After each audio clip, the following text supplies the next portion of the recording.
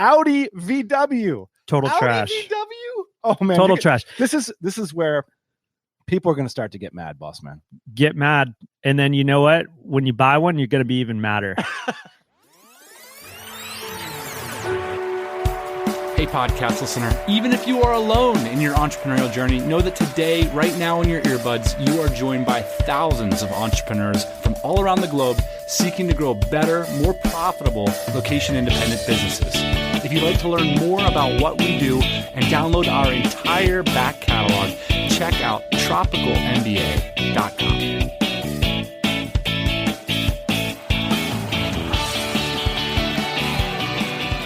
Yeah, buddy. Welcome back to the TMBA podcast. I am joined, as always, by the boss man, the captain in a captain's chair, the wrencher, the racer, the legend, Mr. Ian Schoen. Welcome to the podcast, my friend. Wow, that's quite an introduction. Thank you so much. Happy to be on my show. Today's show is really about you and your alternative career path, which you could have done instead of all this entrepreneurship stuff, is you could have been anything to do with cars. I had a mentor early on, though, that steered me away from that path. Thank God.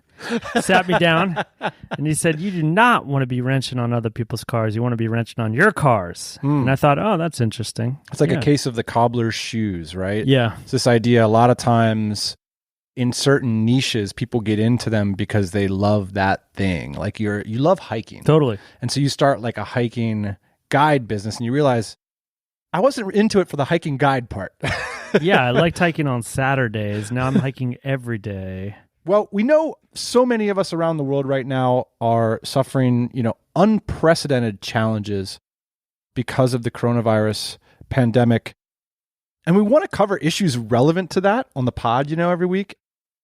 This is like an oldie but a goodie, like a TMBA classic idea. And I think that it ages really well, especially in times like this when people are facing economic challenges. Yes, today we're going to do our first full-blown TMBA episode about the Entrepreneurmobile. What's an Entrepreneurmobile? Well, boss man, you're bringing the content today. I'm bringing the questions. Got it. Because you could ask me that. Entrepreneurmobile is your concept. I know. I was just testing you. I was just making sure you were listening to me. So take us through this idea of an Entrepreneurmobile, boss man. Well, here's the idea. Is when I was dead broke, and that wasn't too long ago, I was into cars the same way that I'm into cars now, but I couldn't really afford them. So I was always trying to figure out a way, like, how can I own these cool cars for basically nothing? So I went out deal hunting, and I would find cars that were, priced lower than they should be. I knew that if I drove this car for 2 or 3 years and I bought it at its sweet spot, meaning it had new tires on it, new brakes, new shocks, I could probably sell it for the same amount or more 2 years down the road when I was ready to get something new. And so this is something I've been doing for years and years and years. And when we started our first business, I was doing it then, and the requirement was really to spend as little as possible. And to do that, most of the times you have to find these vehicles that are like fully depreciated, meaning they have like gone through all their depreciation cycle. Like someone bought a Mercedes-Benz for $65,000 and 10 years later it's worth $6,000. That's a fully depreciated asset. Right. And so I'd go around, picking the coolest and best fully depreciated assets, these cars, and I would drive them for a couple years and have a blast. And then we started talking about that on the podcast because this is like the number one way that people lose their ass is getting into something that they shouldn't be buying, seeing depreciation, maintenance, all this stuff. And when you're starting a business, like this stuff is critical. Like you can't just lose $20,000 on a vehicle. Yeah. And compare this with how many people around the world think about car buying, which is, I'll buy something that's new, safe, reliable, won't break down on me, make sure it gets me to my job or my business. And I'm going to finance it so that I'm only paying $250 a month on this car. Now, what's wrong with that logic? So I wrote an article, it's called The Entrepreneurmobile, and we'll link to it. And that's what this is all kind of based on. Basically, I showed projections. If you went out and bought a 15-year-old Honda Accord versus a new one, what you would actually be paying. And there's always this fear, and that's what drives people to do a lot of things. There's always this fear that if I buy an older car, it's not going to be reliable. Or safe. Or safe. Or that I won't have the cash to pay for it. There's all that. Yeah. So this method does require that you have a little bit of cash. You can't do this on payments. You need to save up, and it could even be as little as $2,500. I mean, shoot, I bought you an Entrepreneurmobile one time for like $400. You did. Embarrassing, yes. Did you have any debt? No. Did you own that car outright? Yes. Did it break down? Yes. I kind of felt like a mouse driving it. But in this article, basically, I'll walk you through like depreciation cycles and also just how your emotions can get the best of you when you're thinking about this stuff. For example, with this Honda Accord, you could literally replace the engine in the thing 5 times over the life of the car, which you would just never do for the price of a new one. The idea that these things are less reliable is just not necessarily true. The idea that you're going to be stranded is not necessarily true. That's something that can be solved with a $150 AAA membership.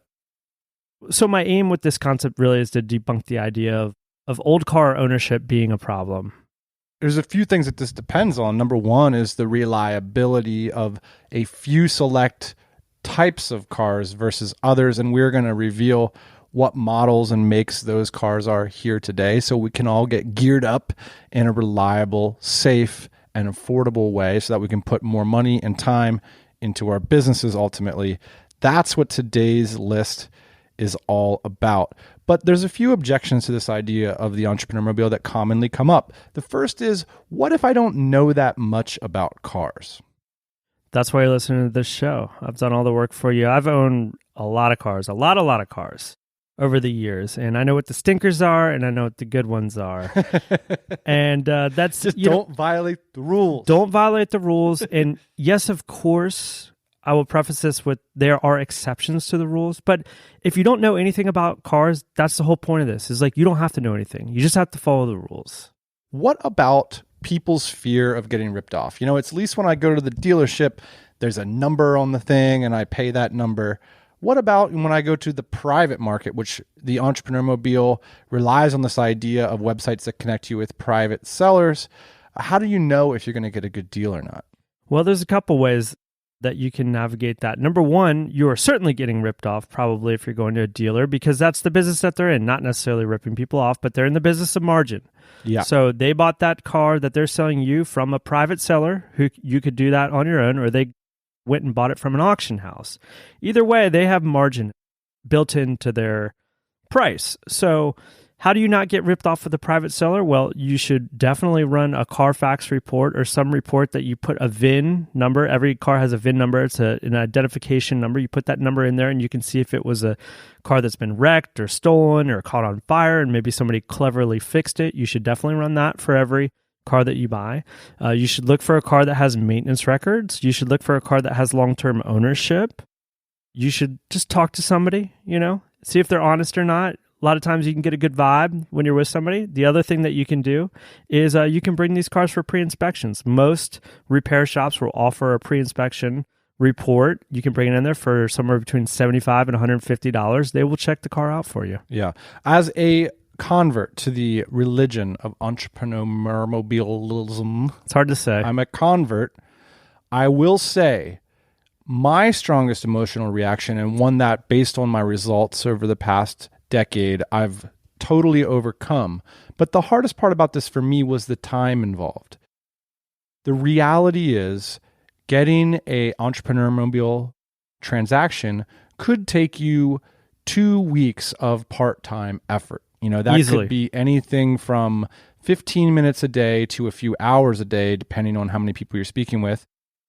I think one of the biggest drivers why people just go to a dealership and pick up something new or used and get a loan and everything is that the promise is you can get out of that dealership in 4 hours rather than 2 weeks. Now, the problem though is that trying to save just a few hours, if you flipped it around and said, well, that's going to cost you $10,000 or $20,000, you would take the savings every single time. Well, some people would, some people wouldn't. A lot of people say like I can make more than that in my business. And if that's the case, Certainly, if you can make that kind of money, then maybe you should be doing that. But that isn't the case with most people that are running small businesses and that are starting out. So I think that a lot of people, especially in America, they spend the least amount of time on the biggest purchases that they make, which is fascinating to me. You know, they walk into a house and 30 minutes later, they decide to put in an offer for $500,000. Or they walk into a dealership because they saw a commercial and then all of a sudden they put down $10,000 on a $60,000 car and make payments for the next 5 years. This is one of those things where you do not have to get into cars, you do not have to like cars, but you do have to somewhat take part in the process of buying a car. And I promise you, if you do spend the 2 weeks to find this car, this Entrepreneurmobile, this is a repeatable process. This is something that will stick with you for the rest of your life. It's repeatable. You can do it time and time again, every car that you buy. Totally. And one of the things is if you have expertise in a narrow niche of cars. So say we're going to list off all these cars today. Some of these cars are what you call shit boxes. Some of these cars are family cars. Some are utility vehicles. Some are sexy, cool, race-looking cars. There's like a whole broad range of cars we're going to talk about today. If you find a niche or a model that you really like, it doesn't really take that long to learn about what are the major issues with this car. And by the way, if your bun's going to be sitting in that seat for the next 5 years or what, you might as well know these things about it. And then, like you said, it's not that hard to tack on some extra knowledge and pick up the best in class as your business progresses and as your purchasing power increases. Ian, before we get into our list, a few more questions I want to ask you. This strategy, in brief, the Entrepreneurmobile strategy demands that you avoid dealers, pay in cash, know the vehicle maintenance history, which you're going to ask for from the seller, and that you buy from ideal owner profiles. Now, what would be an ideal type owner? So it's generally speaking somebody that can afford a lot more car than they've bought into. So my favorite ideal owner is rocking up to like the $1 million house and then seeing the 20-year-old Honda in the driveway that's been lovingly owned and dealt with at the dealership the whole time, you know, and then parked right next to it is a brand new Honda. Right. That's only a half a year old. It's like, yeah, we didn't want to bring this thing to the dealership because they were going to give us $500. So I put it on Craigslist or Facebook Marketplace, and now I'm asking, you know, $4,000. So this is like a fun entrepreneurial exercise where a lot of us are entrepreneurs during the day. Well, now you can be a trader at night and start to figure out who your mark is. Like on the opposite side of that is like the really fancy sports car that's sitting in a parking lot at an apartment complex. It's like, why did this person buy a $30,000 sports car on payments? You know, there's like leaves falling on it and stuff like that. Yeah, I mean, I've seen pretty much all these different profiles. There's like only like 10 different reasons, you know, why somebody's selling a car. There's actually probably less than that now that I'm thinking about it. But, you know, people are in distress, people traded up, people got a new job. There's a couple more, but there's really, when you start buying as many cars as I have, there's really only a couple reasons why people sell a car. And if you talk to enough people, you understand that the reasons are pretty limited. One thing I want to note in terms of where to buy these cars, we have a short list here: Craigslist, Facebook, eBay, Auto Trader. How to get a sense of values, you can use nadaguides.com or kellybluebook.com. One more thing I want to reference before we get into today's conversation is that if you're really getting down to the nitty gritty and you're on your way driving out to a potential purchase or deal, fire up Tropical MBA542, where our good friend Corey has on the show. That one's called Meet the Deal Master. And you two guys treat this as a science, and it's really cool. What you're about to hear today, I just want to reiterate, this is from an exceptional amount of experience. You guys have been involved in hundreds of these transactions. Final thing I'll note, Dan, and this is just relevant to what's going on right now. Depending on when you're listening to this podcast, we're kind of in the middle of this COVID pandemic.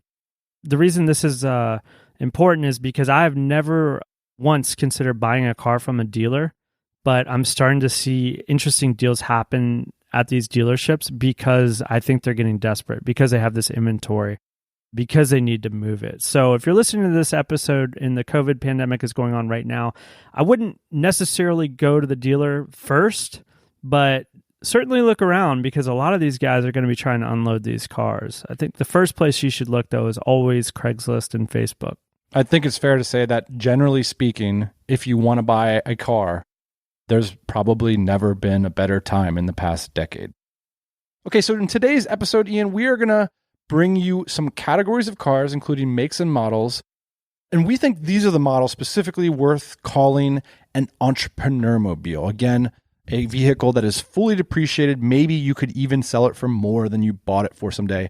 Or even when you do the amortization over the years you've driven it, it's very appealing. Like, well, my car was beautiful and useful and safe, and it only cost me a couple $100 a year to drive.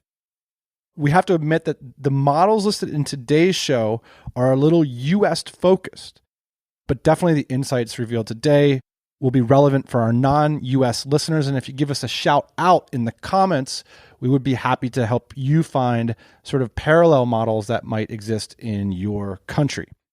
Again, go over to the article, and we're going to link to it, the Entrepreneurmobile, because if you scroll to the bottom, you're going to see all these people that chimed in the comments with their Entrepreneurmobile. And it's just super cool to see what other people have been driving. It's like a status symbol. It's so cool. We've split these into various categories, including practical, fun, and affordable prestige. So links to all these cars, if you want to take a look at them, will be in the show notes, because these originally aired on our live stream just a few days ago that we flashed them up on the screen. Okay, so we're going to warp you guys into our YouTube feed, which was recorded live, and in which we also responded in real time to some questions that listeners posted. So you'll hear some of those too. And we started with the shit list. Definition of which, cars which you should not touch for reasons which will become clear.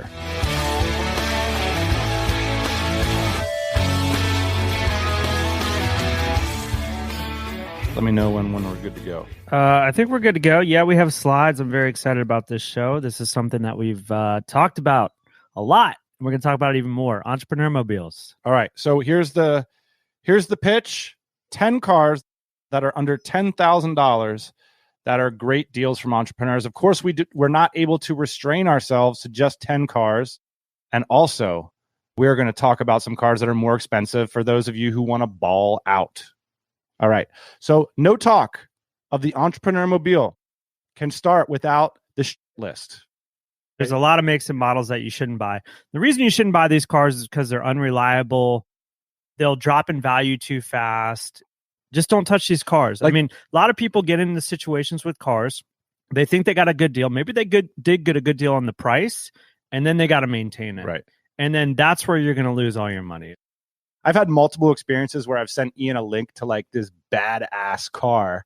The market knows things that I don't know. And it's like, dude, I can get this like BMW with like this huge 500 horsepower engine. It's like a 2014 and they're only asking $14,000 for it.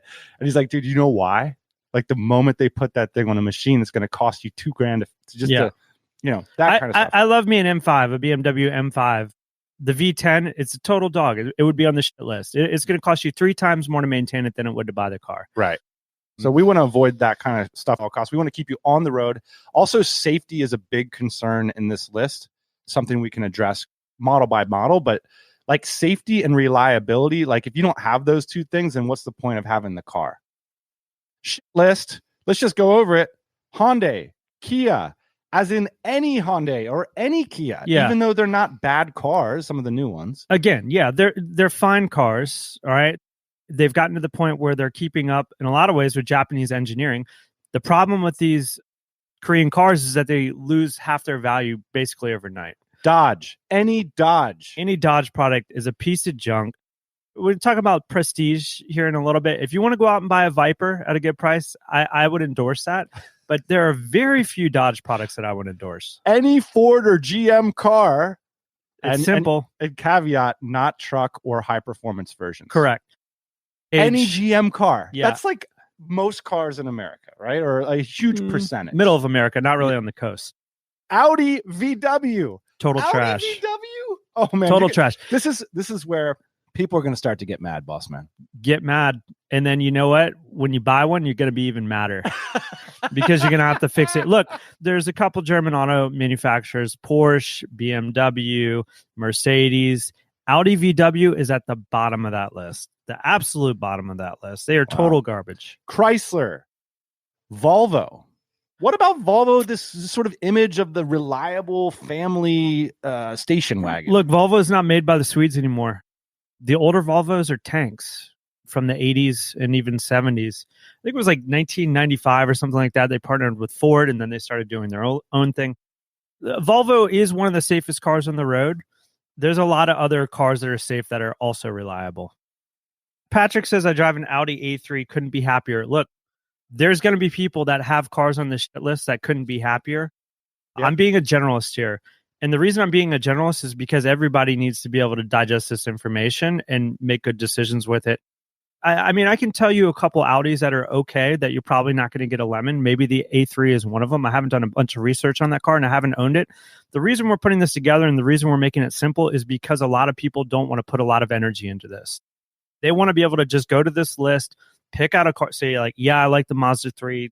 This has everything I want. Boom. It's on the approved list and you're not going to get screwed. Are there some exceptions? Certainly. And a lot of people love their car brand image so much that it's worth it to them to pay hundreds of dollars a month to drive a car. Sure. And that's totally cool. This is about people who both want a great deal, want maybe an investment, and also people who want a baseline. Because look, it's like after your rent, it's like your car payment. That's the biggest thing for a lot of people. So here's how these cars are going to get broke down.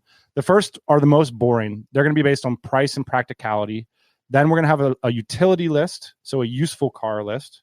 Then we're going to have a fun car list for those of you who love driving. And then we're going to have affordable prestige. We're going to have a list of cars for you guys that look really expensive and classy, but actually don't cost that much. In part because some of these cars that retailed for $100,000 or $80,000, often they have a sort of a softer secondary market. Are you ready to get on to price and practicality? Let's do it. Okay. So here's our price and practicality list. Our very first car, boss man. This beauty is a canary yellow Mazda 3. Kind of a cool little kit. I've owned a bunch of these cars on this list, and I've definitely owned this one. Again, there's other cars that could be on this list. I just want to create a simple list for people that are looking to get it done. And this is definitely one of the cars that'll get it done. This is a Mazda 3.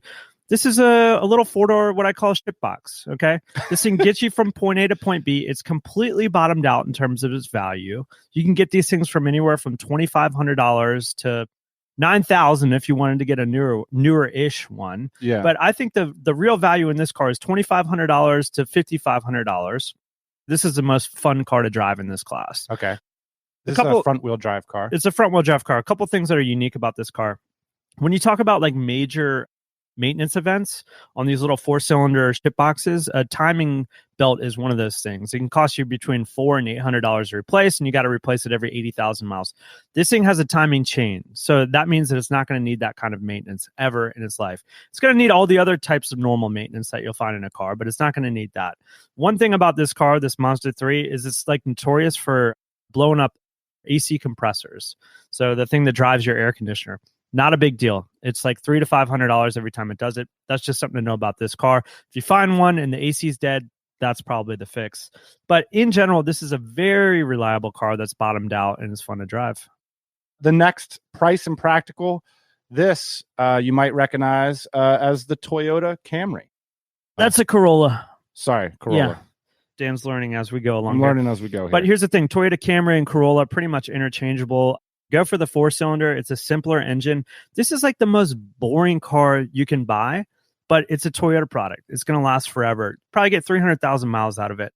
The other thing about this category that's important to note is that all these cars are fairly lightweight. That makes them probably not the safest, but that makes them very good on consumables. And when I say consumables, I mean tires, brakes, shocks, things like that.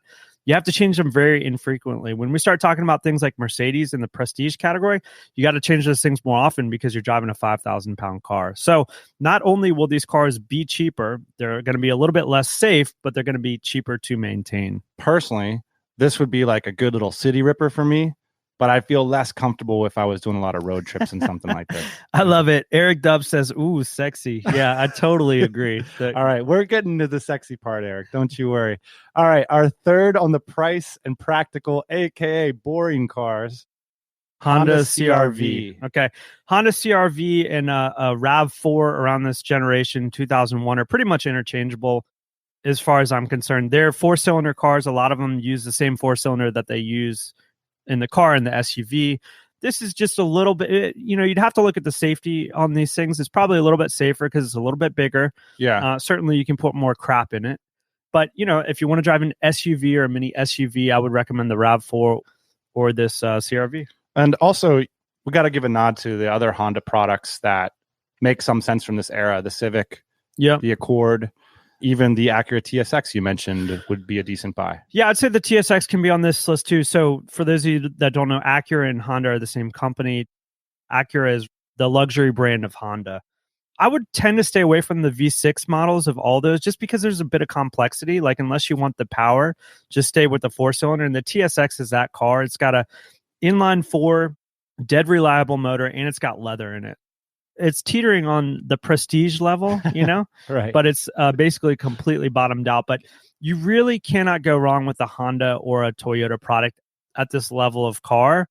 They've been making quality vehicles forever. Yeah. And you can pretty much pick any of them. And, again, that's why Dodge isn't on this list. Yes, I can pick 1 or 2 Dodges over the past 15 years that would go into this category, but I'm making blanket statements here. You have 2 manufacturers that have provided us with great quality engineering for like decades. Right. That's why it's so easy. Honda or Toyota. And yes, some Mazdas and a couple Nissans, but I don't really want to go into that because, again, I want this to be simple.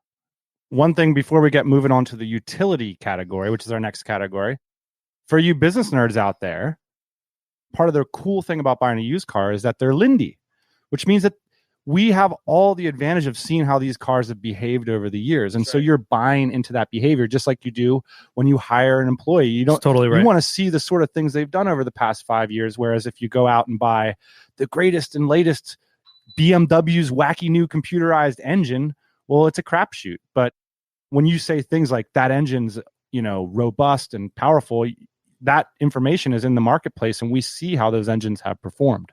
Yeah. When's the last time you saw a Dodge Avenger, 1995 Dodge Avenger on the street?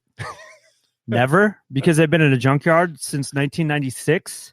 All right. When's the last time you saw a Civic, a Honda Civic 95 on the street? Yesterday. This is the Lindy principle. That's the Lindy principle. This is our utility list.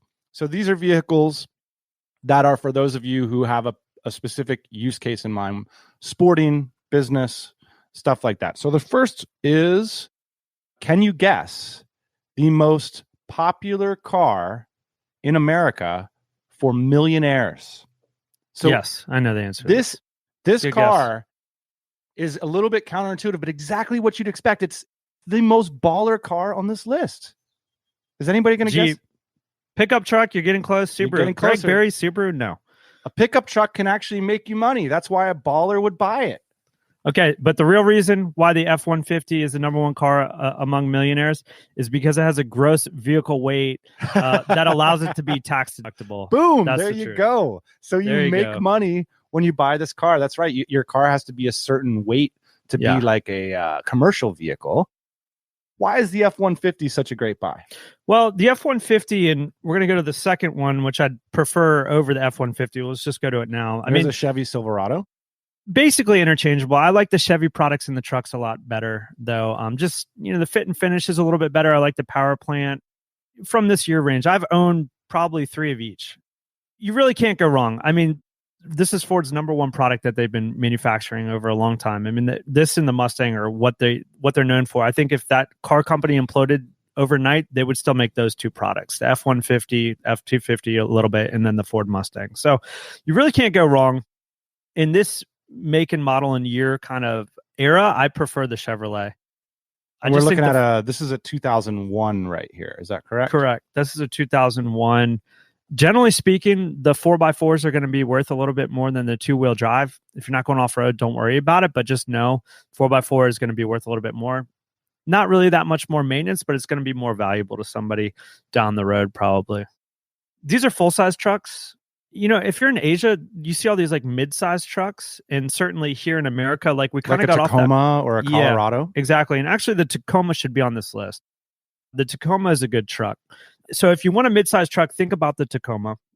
That being said, I would not buy a mid-size Chevrolet. Like I wouldn't buy the Colorado. I think if you want a mid-size truck, something to add to this list that we should do, Dan, is add the Tacoma. Cool. So if you want your bed covered, our next utility vehicle would be the Honda Odyssey. I have a 2011 pictured here. Which is probably actually a little bit new for this list. I mean, I'm starting to see this era. This is like $8,500, $9,000. So you will suffer some depreciation because this automobile will bottom out around $4,500 or $5,000. Yeah. So I've owned 2 of these cars. They're just amazing cars. In fact, I think they're nicer than the Toyota Sienna, but I don't think the Toyota Sienna would be a bad buy necessarily. Totally. The deal with the Toyota Sienna, as far as I can tell, is they made less of them. There's less available. The Honda Odysseys, there's 1 million of them. If you look at the production volume of these, they make like 350,000 in a year or something ridiculous. So they're everywhere. Again, you can be patient and find the exact one you want. Now, if you go on the YouTubes and you like watch mom blogs, here's what you're going to see. You're going to see some mom with some fancy, shiny Chrysler Pacifica, and she's going to say, we just had to go with the stow and go seats. She's paying $20,000 for those seats. She's paying more than that, buddy. At $80,000 when that thing's out of warranty and it takes a dump, she's going to wish she bought that Honda. So no Chrysler, stick with the Honda and the Toyota in the minivan category. And for those of you who, like me, don't think of cars as an extension of identity and don't use cars that way, I think a minivan is the most practicality you can get for your dollar in the entire car market. And I'll argue that to the death with anybody. I'd like to take a moment to talk about our very own remote jobs website, dynamitejobs.co. People are starting to catch on that remote hiring isn't just a luxury or something cool that tropical MBA folks talk about. It is a necessity. In fact, in mid-March, we saw job seeker traffic increase by 50%. Our inboxes have been overwhelmed by qualified candidates seeking to work for companies like yours. Now, we're working to help both sides of the aisle here. With candidates, we're sending out more recommended and targeted jobs, and we've recently launched a resume review service. For remote companies, we've recently launched a remote hiring guide and an application platform for reviewing candidates for your job listings. We've also allowed 100% of listeners of this podcast to post their first listing for free. And if you're looking to hire for an advanced technical or management role, we also have partnered with recruiters to help you get that done. Here's the reality for those of you looking to build your team or find your new normal. There's never been more candidates out there on the market looking to work for companies like ours.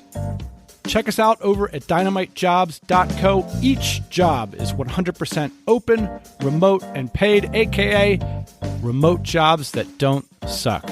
Let us help you grow your remote team. dynamitejobs.co. All right, guys, our next category. Now we're starting to get to the good stuff. These are our fun cars. The first one, an absolute classic. This is my favorite configuration right here. You're looking at a 1999 inline 6. So that's a pretty powerful little beast. It's important. Yeah, 4-liter. This is a 4x4 hard top, black on black. You like that's a Jeep Wrangler. That's a sexy car. This generation of Jeep started in 1998, I think. But certainly the older Jeeps are cool as well. The Jeep has a cult following. So, I mean, these Wranglers, they're always going to be worth $5,000. I want to upgrade the Jeep following to religious following. It is a religious It's not thing. even cult. They have like a wave and everything when you drive by a Jeep. If you're going to buy a Jeep Wrangler, you have to get the inline 6 with the 4-liter. They've made a 4-cylinder in these Jeeps for a while. Real enthusiasts don't want this. So here's another thing about this list is you want to buy cars, especially in this fun category, that are appealing to other people so you can offload them when you want to offload them. Also, the 4-liter is a great engine. Another Jeep that we can include on here is definitely the Cherokee. The older Cherokees are fine too. They have the same engine in them. Yeah. If you want one of those, I mean, I see those things sometimes for like $1,500. It's crazy how they've bottomed out. The Wranglers, not so much, especially with the hardtop. That hardtop's probably worth $1,200. One of the best looking cars on the list. This is the E46 M3, actually. Still one of the best looking cars on the on the list. Let's talk a little bit about the cost involved here, because this first section of cars, they were completely depreciated. I've had it so they pay me. Like I buy the car for $3,000 and I sell it for $5,000 and I put $200 of maintenance into it. When we start to get in this fun category, there could be an element of cost depending on how you buy it. But here's the idea. This car is a badass car. It's got 333 horsepower. Because of that, it's a little high strung. You're going to need to look for a couple things when you buy it. You're going to want to see maintenance records and things like that. It might cost you $20 to drive a month. When you think about that in the grand scheme of how much cars actually cost, if you pay retail and you walk up to a dealer, that is a ridiculous price. I'll tell you this too. Think about all your fun expenses in life. Playing an arcade game, $2. Going to the driving range, $10. Going to the bar, $25. This is a good bang for your fun buck for $20 a month is what I'm getting at here. It totally is. And the reason why I'm excited about this car right now is because I'm starting to finally see these cars be sub $10,000. I tried to buy one a couple months ago for $6,000. Had a bunch of miles on it, but for $6,000, this is an ultimate machine. Next fun car, guys. Porsche Boxster. This is a mid-engine Porsche. And again, we're still under the $10,000 potential. Which is crazy. Because this car we're going to branch out from the $10,000. Like we're still under 10K here. Yeah. A Porsche. You can drive a Porsche. Did you say Porsche or Porsche? Porsche. Yeah. Porsche. I'm American. And when I go to Europe, I say Porsche, of course. I don't want to be outed. These cars have completely bottomed out. It's amazing to see. I see these cars all the time for like $5,000. If you want a Porsche with a convertible, Porsche Boxster is the car to buy. There's some things that you need to look out for. The S model is definitely the more sought after, but the base model would be totally cool too. Cool. More fun. Everybody ready for it? This one. I love this car. This is a Mustang GT. This is a 2005 year model. You got a convertible. You got those incredibly cool grill lights. I mean, what are they for? I don't know. Probably lighting up some field where you and a bunch of youths spontaneously bust out into a party. This car is amazing. It's in terms of fun to drive. Yeah. For the amount of money that you got to spend, they are so torquey that you don't need to drive fast in order to feel fast. That's the word that we're all looking for when we think about the Mustang is torque. And the way that torque works, you got horsepower and you got torque, okay? Horsepower is a whole different story, right? This is the reason why the Tesla is so exciting. If you've driven in one or you've driven it, because it has so much torque. So it just like rips you in the back of the seat. That's what you get in the Mustang. And you can basically do the speed limit and rip yourself in the back of the seat while doing it. And that's why the Mustang is so fun. That's why it's so fun. You can be at 2,000 RPMs, shift into second gear, and just push the gas down, and you're at 25 miles an hour. You go to 30 miles an hour, and you have the time of your damn life. And that's why people love Mustangs. And you can get this car for under $10,000. You can. This is a 2005. I will mention 2011 to 14 has the Coyote motor in it, and it's like 400 horsepower. Man, that's a heck of a machine. And those are starting to get, $11,000 to $14,000, $15,000. I'm starting to see those almost dip down into this category. But for now, this would be the generation. This is I believe this is the SN197 platform. Jeff says, what about the 80s Fox body with the 5-liter engine? Ooh. Here's the thing, Jeff. Ooh. There's a lot of cars not on this list. I've had 3 of those. They're amazing machines. The problem with those things is that they're starting to become collectibles now.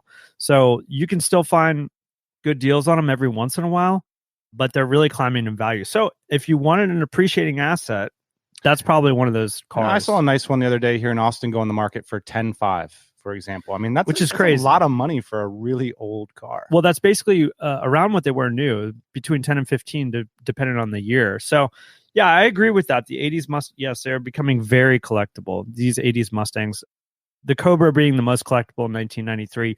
I mean, I've seen those with low miles for $40,000 to $70,000. If you can find yourself a GT or an LX, it's got to be the V8 for sub $10,000 in really good shape. There's a good chance it'll be worth $20,000 5 years from now. All right, everybody, are you ready to put on your fancy pants? Because we're about ready to go above the $10,000 mark. So we're going to go from deal seekers to balling out just a little bit, but balling out intelligently.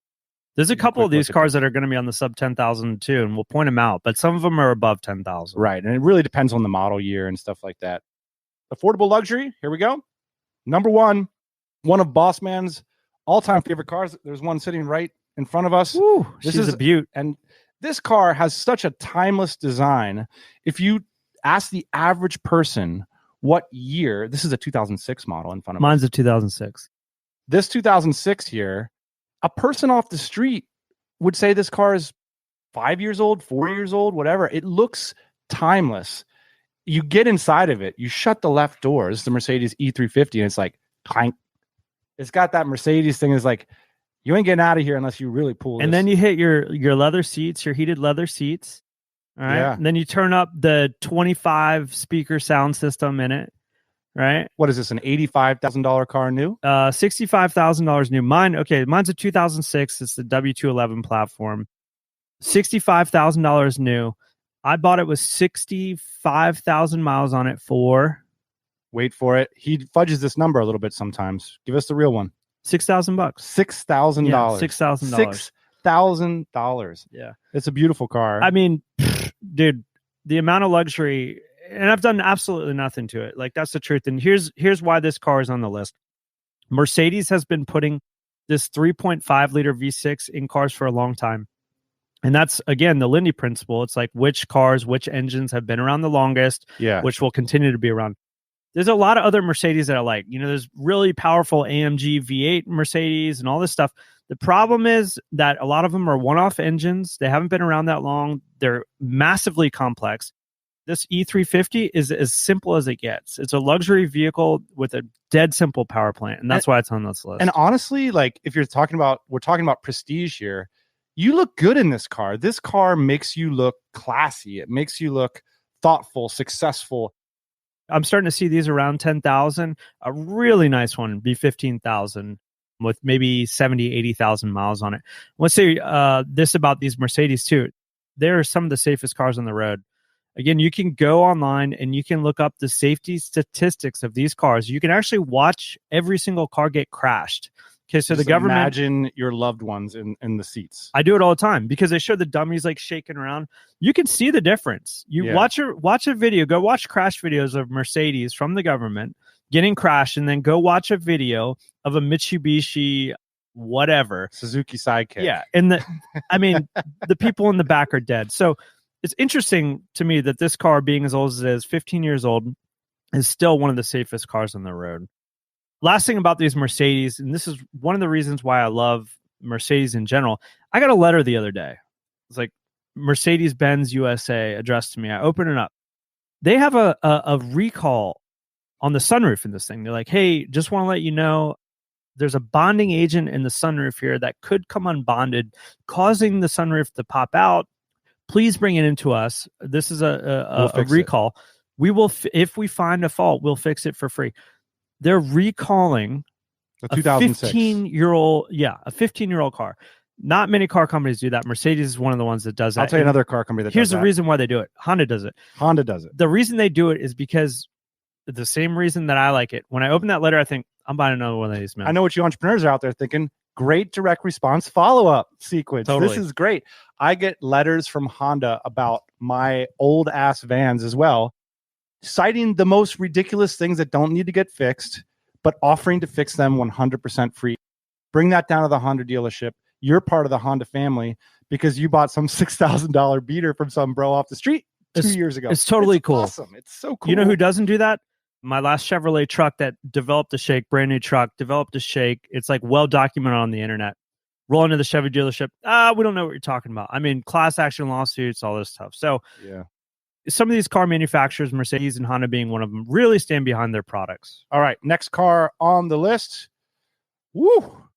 This is the 996. We were going to put this. You can't get these for under 10 grand yet, can you? Oh, yeah. Really? Yeah, you can. Yeah. Okay, so this is a Porsche 911 996. Wait, are we in we're in the prestige category? The last one, those are more than $10,000 too. That's part of the defining feature of this category. Is like you're going to have to spend a couple dollars to maintain these things. Got it. Yeah. So these cars are more expensive than $10,000. But you can. I've seen a couple of these go for less than $10,000. Okay. But most of these are in the teens. These cars are experiencing a little bit of a rebound because when they came out, if you look at the headlights here, so this is like the flagship Porsche sports car, the classic. the coolest car of all time, if you ask me. It is. But then in this model year, the 996, they have these, what do they call them? Like fried egg headlights? They call them runny egg headlights. This Runny is eggs. ridiculous. Everybody's going to forget about this. The problem is when you looked at the range that year, they shared the same headlights as cars that were much less expensive. And the Boxster and everything else. So it kind of sucked for the 911. Don't do that in your product, business. If you're going to have a high-end product, you got to differentiate it. And Porsche failed to do that. And Derek is absolutely right. He says, check the IMS bearing.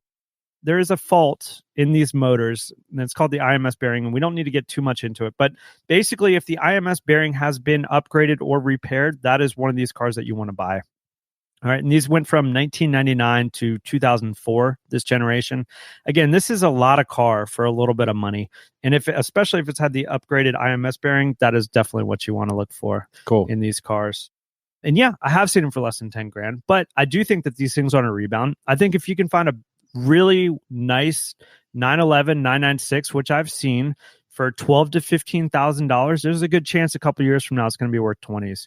And in fact, I've seen like pristine examples, like 2004, a little bit of a different motor in it, going for like upper 20s again. What's crazy about some of these cars, you can actually make money off of buying a used car. How crazy is that? So cool. All right here we have a BMW X3. Arguably, you could put this bad boy in the fun category. This could be in the fun category. It could also be in the first category, which is less than $5,000, although I would not probably advocate buying one of these for less than $5,000. This is the first generation X3. Again, BMW and Mercedes, these engineers, they just think they're so damn smart, and they just start overcomplicating and over-engineering shit that doesn't need to be engineered. It's awful to try and repair these things. But the first generation X3s, the 3-liter motor, the 2.5 stout, they've been making those motors forever. I would advocate for those.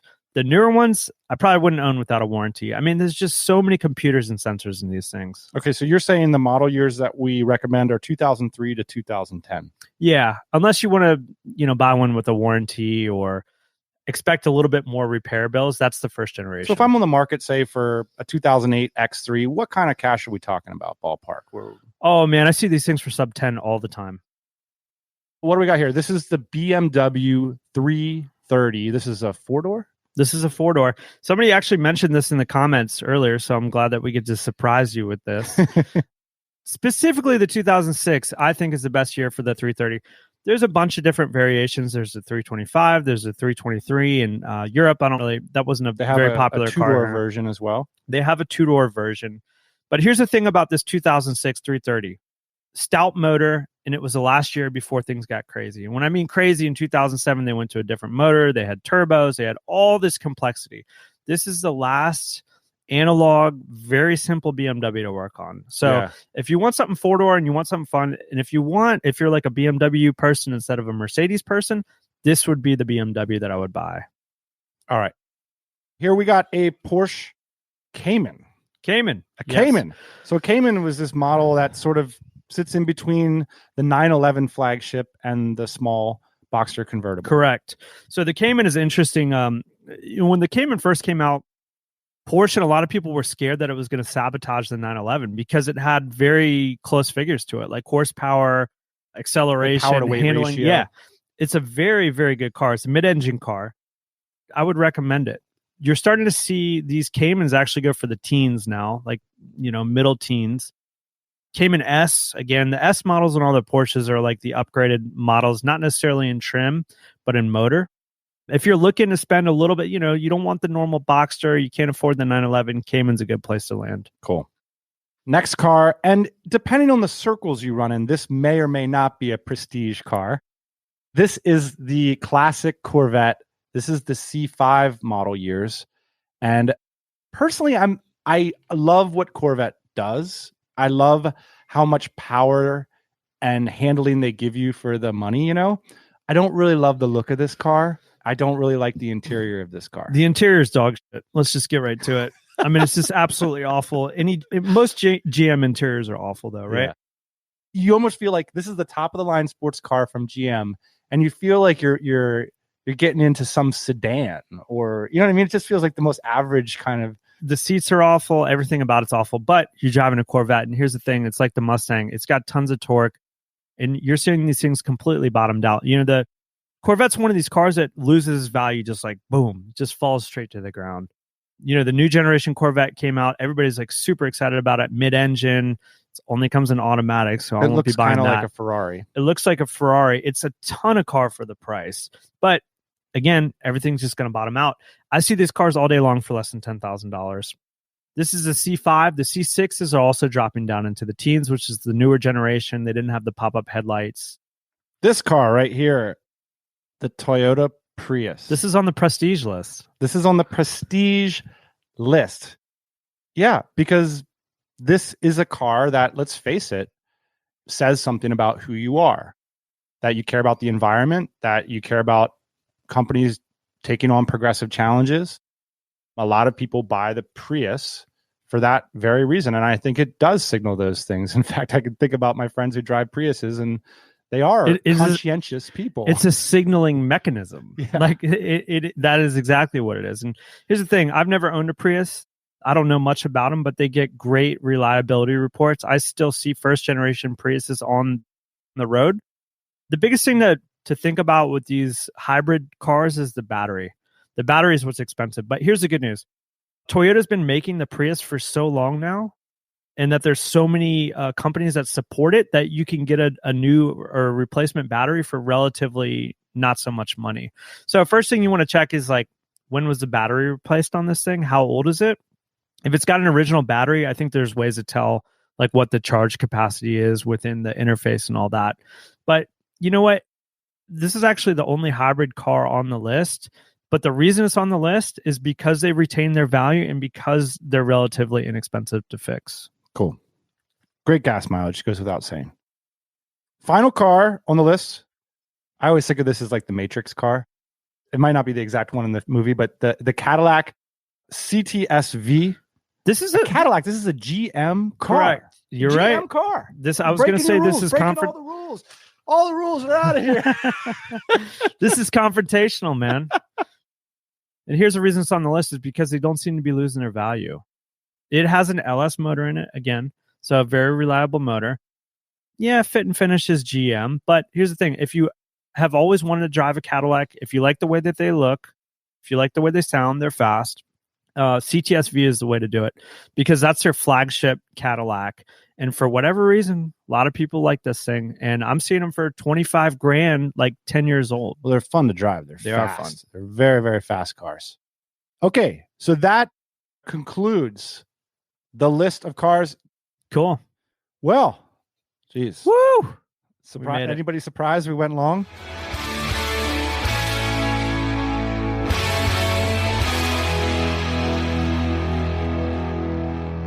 I know you enjoyed that one, boss man. I could talk about this forever. Yeah, I mean, this is Nerdville, USA. What I love about the Entrepreneurmobile concept is you've taken your extreme nerdiness and you've produced a concept and a method that the rest of us can apply it, save a ton of money, and drive really awesome cars. And that's cool. We were down riding bicycles the other day, and I don't know if you saw it. You probably didn't. I mean, it's just one of these things that only I noticed, but this guy drove by in like an older Honda Civic, and the paint was all peeling and everything. And I go, that's my people right there. That's my guy. That's a financially responsible guy driving a very good car. I like that guy. That's very cool. Well, let us know if you have an Entrepreneurmobile or if you have any agreements or disagreements with today's list. We will check the comments to this episode if we can help any of you who don't live in the USA. We love to talk cars. Hit us up in the comments and hit us up on the live stream as well, which is where this originally aired. That's over at YouTube. Just go to YouTube, type in Tropical MBA. We're doing a lot more of those now that we're locked up. Not as much driving as we used to do, but we're planning for the future. That's it for this one, boss man. Thanks for joining us. We'll be back as always next Thursday morning, 8 a.m. Eastern Standard Time. Hey, thanks for listening to the Tropical MBA podcast. You can go to tropicalmba.com, get access to hundreds of back episodes and all kinds of other goodies. Load up your iPod. That is the cheapest way to fly business class on your next international flight. We will see you next Thursday morning, 8 a.m. Eastern Standard Time.